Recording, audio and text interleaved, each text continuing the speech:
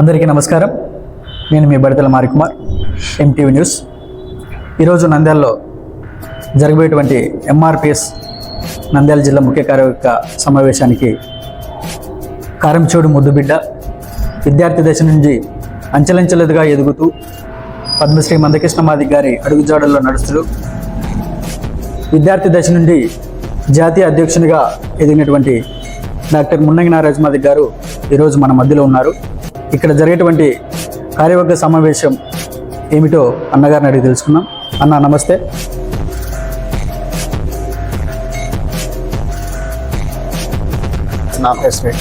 సరే, ఇప్పుడు ఈ యొక్క ఉమ్మడి ఆంధ్రప్రదేశ్లో పాదయాత్ర అయినా సైకిల్ యాత్ర అయినా మరి ఏ కార్యక్రమైనా కూడా మందకృష్ణ మాదిగ గారి తర్వాతే వైఎస్ రాజశేఖర రెడ్డి గారు కానీ నారా చంద్రబాబు నాయుడు గారు కానీ చేశారని చెప్పి ప్రజల్లో ఒక టాకు. మరి దీనికి 1997లో మందకృష్ణ మాదిగ గారు ఒక పాదయాత్ర మహాపాదయాత్రను హైదరాబాద్ వరకు చేరవేర్చారు. అప్పుడు జరిగినటువంటి ఎస్సీ వర్గీకరణ 2004లో ఏ విధంగా అడ్డుకోబడింది?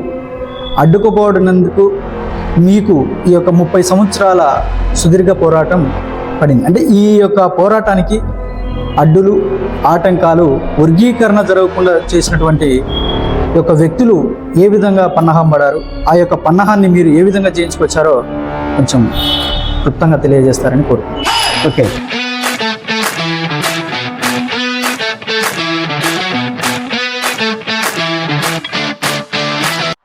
గత శాసనసభ ఎన్నికల్లో జరిగినటువంటి ఎన్డీఏ కూటమికి మీరు పద్మశ్రీ మందకృష్ణ మాదిగ గారి ఆదేశాల తరఫున ప్రతి ఒక్క గ్రామ స్థాయి నుంచి జాతీయ స్థాయి మీ వరకు కూడా మద్దతు ఇచ్చారు.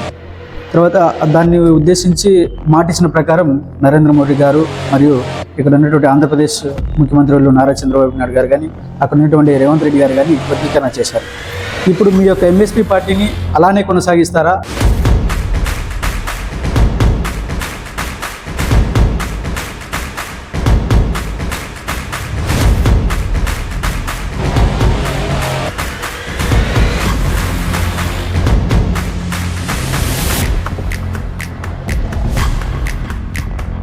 అత్యంత శక్తివంతులైనటువంటి ప్రధానులుగా చెప్పబడుతున్నటువంటి వాళ్ళలో 1, 2, 3 స్థానాల్లో ఉండబడినటువంటి గౌరవ ప్రధాని నరేంద్ర మోడీ గారు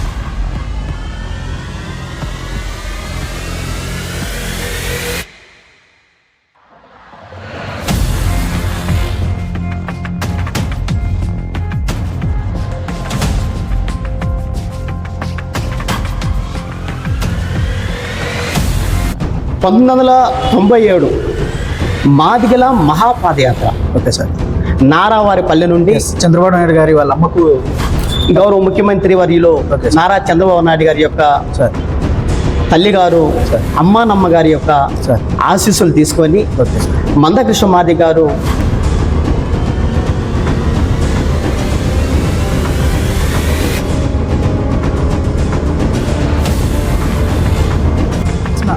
వైఎస్ జగన్మోహన్ రెడ్డి గారు ఎస్సీ వర్గీకరణ ఎందుకు వెనుకడుగు చేశారు? దానికి కారణం జగన్మోహన్ రెడ్డి గారికి వాళ్ళ నాన్నగారికి ఉండబడినటువంటి సిద్ధశక్తి జగన్మోహన్ రెడ్డి గారిలో ఇసుమంత కూడా లేదని చెప్పేసి మనకు స్పష్టంగా అర్థం. ఓకే. ఇప్పుడు మీరు సాధించినటువంటి ఎస్సీ ఏబిసిడ్లు, మీరు ఆ రోజు ఎస్సీ ఏబిసిడ్ల 4 కోసం పోరాడారు. దాన్ని గ్రూప్ 1, గ్రూప్ 2, గ్రూప్ 3గా డివైడ్ చేశారు. కానీ ఈ వర్గీకరణ జరిగిన తర్వాత ఈ యొక్క ఎస్సీలో ఉండేటువంటి 59 కులాలకు న్యాయం జరిగిందంటారు? ఎస్సీలో ఉండబడినటువంటి 59 ఉపకులాలకు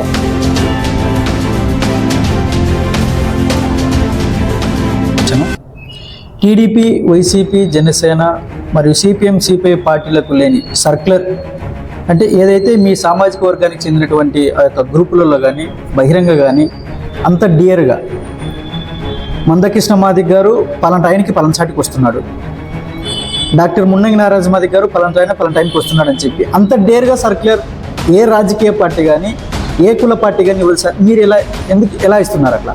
అంటే ఏమంత డేర్?